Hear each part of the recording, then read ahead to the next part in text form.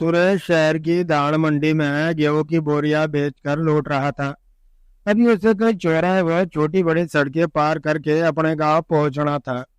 वो मंडी रोड से सीधा दिल्ली रोड पर आ गया था। यहाँ से परली तरफ उसके गांव को जाने वाली सड़क थी। दोनों के बीच की जगह में एक शानदार सरकारी इमारत थी। इस इमारत के चारों ओर घास से लदा हरा भरा मैदान और चार दीवारी थी। चार दीवारी के छोर पर बड़ा सा लोहे का गेट था, जहां एक चौकीदार खड़ा था।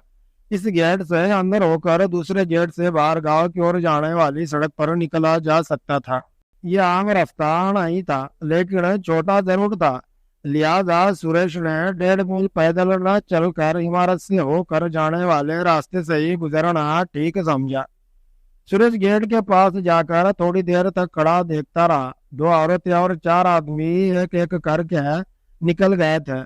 उनमें से तीन ने तो चौकीदार के हाथ में कुछ दिया था और और तीन को चौकीदार ने सलाम ठोका था। सुरेश भी मौका देखकर अंदर घुसने लगा तो चौकीदार की रोबदार और कड़क आवाज गूंजी, "ऐ रुको!"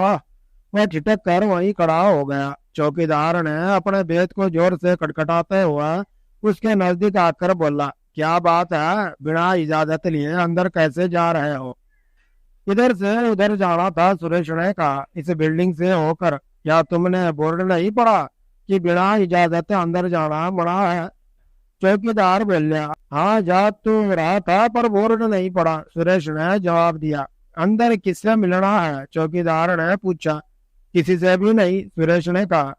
"किसी से भी नहीं मिलना तो क्या इसे आम रास्ता समझ रखा है?" चौकीदार ने कड़क लहजे में पूछा। "हाँ," सुरेश बोला। "क्या उस पार आधे रोड पर जाना है?" चौकीदार ने पूछा। "हाँ जी, आपने बिल्कुल ठीक समझा, पर कानूनन तुम इधर से नहीं जा सकते क्योंकि यहाँ घुसना भी जुर्म है," चौकीदार ने बताया। "लेकिन गैर कानून तो जा सकता हो ना?" सुरेश ने पूछा।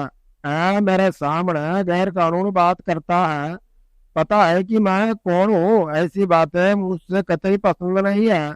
चौकीदार कानून ही झाड़ने लगा। "क्या इस देश में सब कुछ कानून के मुताबिक चलता है क्या? यहाँ गैर कानूनी कुछ नहीं होता?" सुरेश ने पूछा। "फालतू बकवास करके क्यों अपना समय बर्बाद कर रहे हो?" चौकीदार ने चिढ़ते हुए कहा। "मैं इस बात को बखूबी जानता हूँ, पर आप मुझे अभी उस तरफ जाने दीजिए, वरना मेरी आखिरी बस निकल जाएंगी।" सुरेश ने खुशामद की।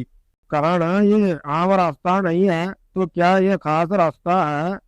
खास लोगों के लिए? हाँ, तो ऐसा ही समझ ले।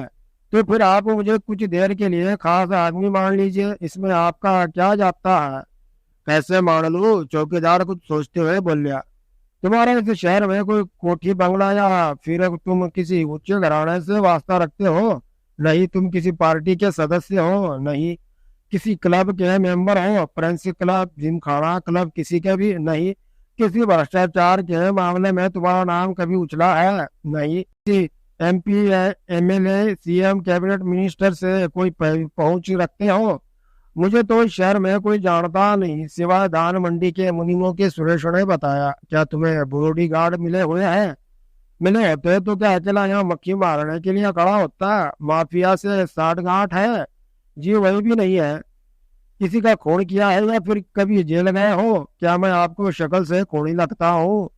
शक्ल से तो तुम मासूम लगते हो, लेकिन खूनी चेहरे पर नहीं लिखा होता कि उसने खून किया है या नहीं। आप सही कह रहे हैं, लेकिन मैंने कोई खून नहीं किया। क्या तुम्हारे पास काला पैसा है? काला क्या, जो सफेद भी है वो भी थोड़ा सा है।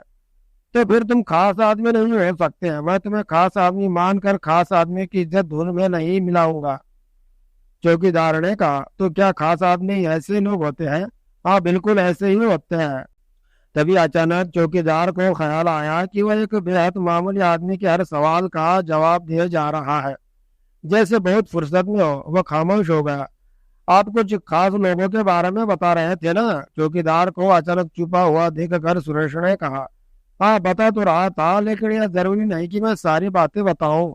अजी, आप तो नाराज हो गए। चलिए बातें खत्म करते हैं, अब मुझे इधर से निकलने दीजिए।" "बिल्कुल नहीं। तुम इतनी जिद क्यों कर रहे हो? मैं जल्दी घर नहीं पहुंचा तो बीवी बच्चे चिंता करेंगे। मुझे कई जरूरी काम भी निपटाने हैं।" इस मुल्क में जितने गैर जरूरी लोग हैं उन्हीं ही जरूरी काम होते हैं। आप हद से आगे बढ़ रहे हैं, सुरेश गुस्से से बोला। मेरे हद क्या है ये तुम तय करोगे, चौकीदार भी सख्त लहजे में बोला। कुछ पलों तक सुरेश सख्त नजरों से उसे देखता रहा। फिर चौकीदार बोला, तुम्हें मालूम होना चाहिए कि मैं इस समय ड्यूटी पर हूँ। यहाँ की सिक्योरिटी का जिम्मा भी मेरा है। तुम्हें शायद पता नहीं, इस बिल्डिंग में बड़े लोगों की मीटिंग चल रही है, उनकी सिक्योरिटी की जिम्मेदारी भी मेरी है।